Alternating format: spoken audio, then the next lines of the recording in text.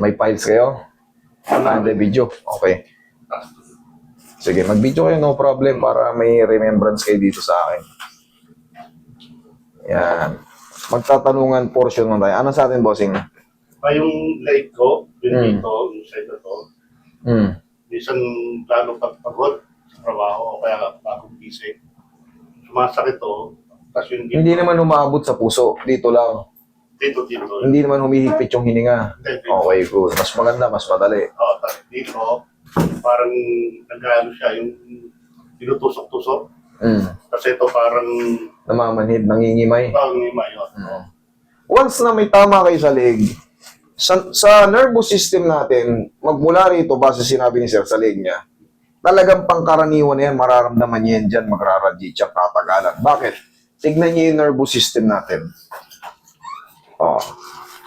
Tignan mo. Yung kung saan papunta. Nervous system. Sa leeg, tuloy-tuloy pa ba? Kontrolado tayo. Kaya pala na parang Yan. para siya nangangawin. Kasi pag nagkaroon ng pinch dito, yung blood supply and liquid, yung mga pang supply dyan, dadaan niyang pag ganun. Kasi yung nervous system natin nga pag ganun. So pag may nagkakaroon ng pinch dito or clogging, mangingimay yan. Okay? Pero ayusin natin to. Eto kahit ayusin ko to, bali wala. Pag meron pa rin dito. Okay? So, itatraction lang naman natin yun, tsaka neck cracking. Madali lang to kay sir. Basta wala kayong opera. Wala. Wala kayong mga disgrasya. Tandaan nyo, pagka pumunta kayo rito sa mga ganitong mga bone setter, sabihin nyo sa therapist, sir, may old opera ako, may bakal ako dyan. Pag hindi nyo nasabi yan at kinarati kayo ng bigla, pag nabasag yun, naku po, another problem. Imbis na naayos kayo, double problem. Iyon ang mangyayari. Hindi na may babalik yun kasi operation yung pag nabiyak. Relax lang. Imbis na ang gagastusin nyo ay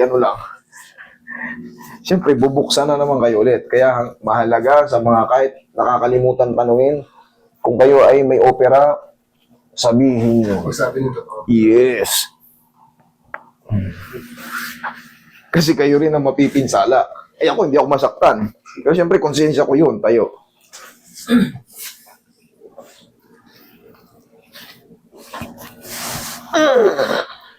Okay po ulit.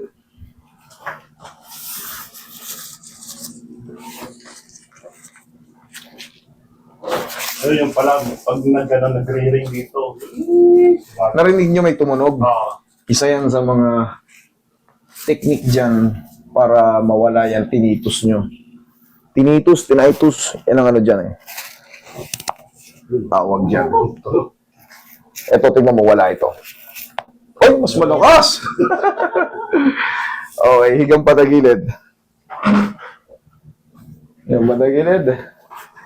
Para yan sa mga talaga. Yan ang mga pang-alignment. ito pag ginaganya ko, masakit dito. May tightness dyan sa Sige, higa kang Tihaya, sige. Tihaya, tama yan.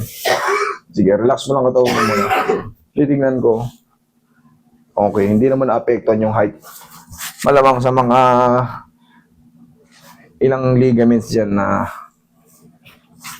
umiipit. Kulang lang sana yan. Minsan, stretching.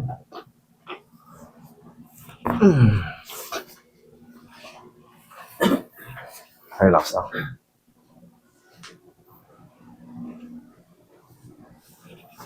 Okay, huwag mo lalabanan na. Relax lang.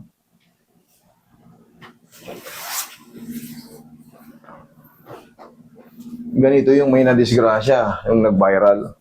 Nakaganito pa kataas, binabang ganon. Siyempre ikaw, ang pakaramdam mo gusto mo ilaban, baka mabikang-kang ka. Nilabanan, puinersa ng ganon, lumagutok. Kailangan yan, relax, sige, laglag mo lang, relax. Sa dulo lang yung adjustment niyan. Tagilid ka. Para hindi mabasag yung femur neck. Kung hindi talaga may baba, hatakin muna. Huwag ipilit ibaba. Kung ayaw may baba, mababasag yung buto. Relax lang.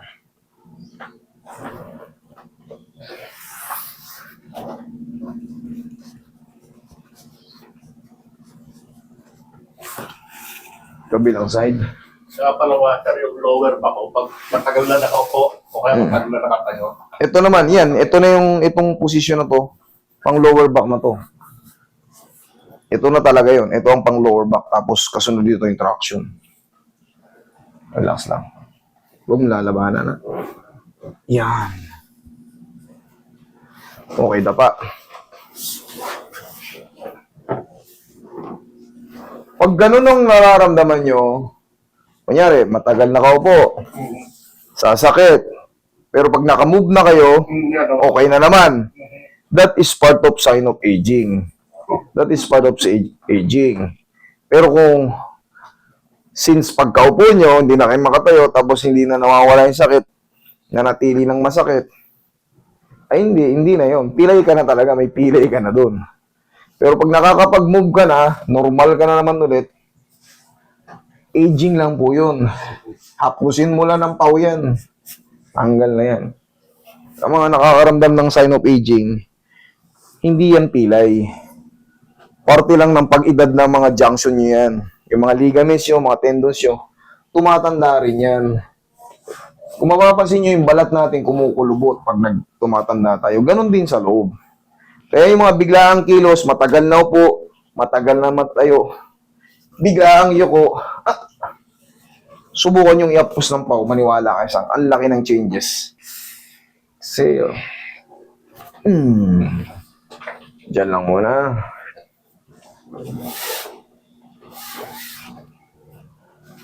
Ayan, in a few seconds lang. Pasisingawin, nanonood talaga si boss. Hindi pwedeng pag-traction biglang tayo. Possible na may ma-delay doon na circulation, mahihilo kayo. So, ang pinaka-the best yan, pag-decompress, hayaan mo na yung blood flow. Hayaan mo na maka-flow siya. Hindi yung nagmamadali kayong tumayo. Para saan?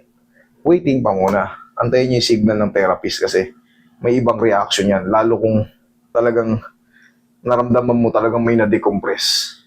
Okay? Upo. Yan. Tapos massage tayo ulit.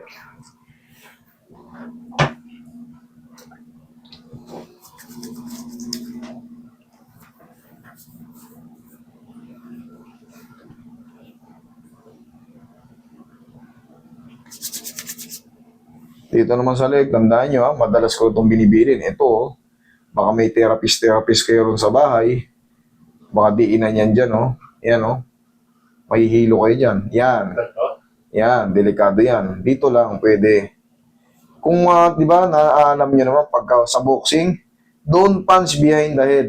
Yan, yung portion na yan. Etong pantay sa tenga na to. Talagang magbabago ang mundo mo pag napuruhan yan. Sa paghihilot, hindi pwede yan diinan. Kung kunyari, nagaganyan, okay lang yan. Pero kung pupuruhan yung hilutin, kasi parang sasabihin, parang nakabukol to. Huwag nyo, Parang yung sa pelikula daw, pinalo ng baril dito. Yan. Diyan yun. Pagka minumuestra, pag pinapalo ng barel, dito yun. Kaya sinasabi, don't punch behind the head. Kasi, direct to the brain yan. Ganon din sa mga hilot. Kaya ako to tinuturo kasi, siyempre, maraming tayong mga therapist na nagsisimula pa lang. So, para hindi kayo makadisgrasya, makinig kayo sa mga veterano. Kahit pa paano, veterano tayo. May mga madaling sabihin, elevate mo lang yan, tanggal yan. 6 na taon na ako nag-elevate, hindi naman naainis.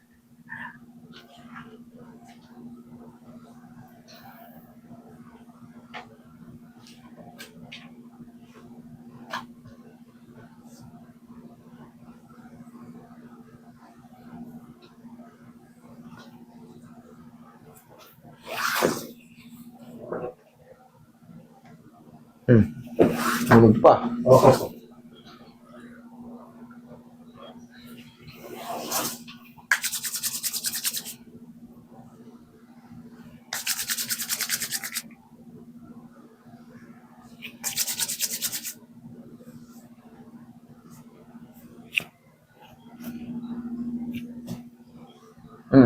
Check mo.